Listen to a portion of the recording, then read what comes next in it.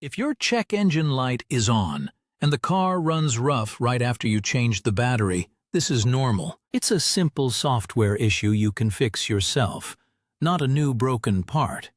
Here's exactly what's going on inside your car. When power from the 12-volt battery is cut, the car's main computers completely lose their short-term memory. This includes the engine control unit, or ECU, and the transmission control module, or TCM. These computers rely on something called keep alive memory. This memory stores all the small adaptive adjustments the car has learned over thousands of miles to keep everything running smoothly. Think of it like this. The computer learns how to work with an engine as it wears in. Two of the most important things it learns are the ideal idle position and the right fuel mixture. Over time, a thin, normal layer of carbon builds up inside the electronic throttle body. The computer learns to open the throttle plate just a tiny bit extra to let the right amount of air past this buildup for a stable idle. It also learns the specific fuel trim baseline, the right amount of gasoline to mix with the air for perfect combustion. When you disconnected the battery, all of that learned data was erased. The ECU forgot everything and reset itself to its original factory settings. These default settings assume the engine is brand new and every part is perfectly clean. But your throttle body isn't perfectly clean, so when the computer uses its new car idle setting, that carbon layer blocks too much air. The engine literally can't breathe enough at a stoplight, causing it to stumble, idle erratically, or stall. This is what triggers the check engine light.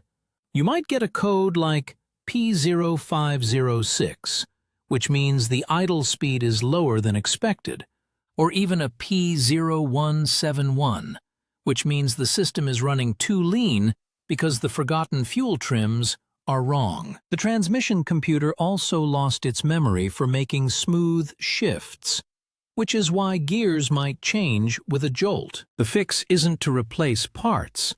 You just need to guide the computer through a relearn procedure. First, you must connect a basic OBD-II scanner and clear every single stored and pending code. Don't just look at the codes. You have to erase them all. This is critical because the dying battery itself often logs ghost, low-voltage codes, usually called U codes, across many different modules. The computer cannot relearn properly if there are any active codes in its system, so starting with a clean slate is key. After clearing the codes and unplugging the scanner, it's time for the idle relearn. Start the engine and let it run in park. Make absolutely sure every single accessory is turned off. No radio, no air conditioning, no heat, and no headlights. Let the engine idle, completely undisturbed, for about 10 to 15 minutes. The signal that the computer is learning is when the main radiator fan cycles on, then off, and then does that again a second time. That complete cycle tells you the ECU has gathered enough stable data to establish a new idle baseline. The final step is just to drive the car.